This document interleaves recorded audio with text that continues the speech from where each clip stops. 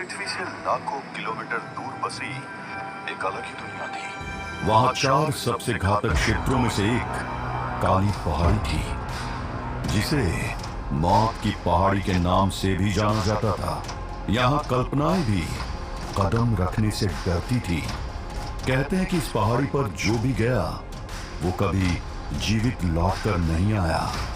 पिछले 3 वर्षों के दौरान उस पहाड़ी पर जाने वालों की संख्या बहुत अधिक हो गई थी, जिनमें 3 संप्रभु रैंक के अत्यंत शक्तिशाली लोग भी शामिल थे।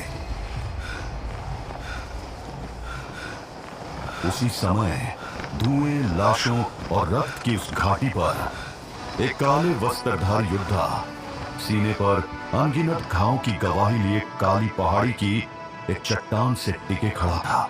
हवा में लहराते उसके काले बालों और शांत आंखों को देखकर कोई नहीं कह सकता था कि यह अधमरी सी प्रतीत होती काया अभी भी एक तूफान को जन्म दे सकती थी। उसका कद लगभग 6.5 फीट का था। गठीला बदन, गोरा रंग, वो बिल्कुल किसी देवता की तरह नजर आता था।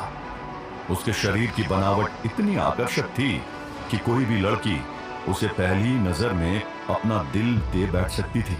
लेकिन इस समय उसके काले कपड़े खून से लथपथ थे। उसकी छाती फूल गई थी और सांसें भारी होती जा रही थी। उस लड़के का पूरा शरीर और मांसपेशियां हल्की हल्की कांप रही थी, जो साफ तौर पर थकावट का संकेत दे रही थी। अगर वहां पर वो चट्टान न होती तो शायद वो अपने पैरों पर भी खड़ा नहीं हो पाता।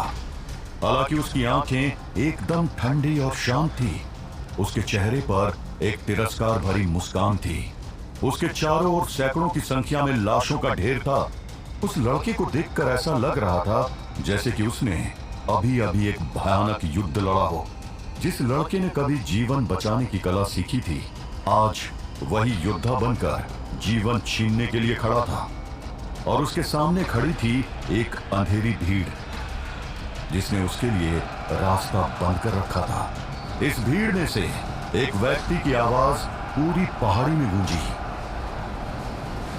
अथर्वदेव, अब तुम चारों ओर से घिर गए हो। अब तुम्हारे पास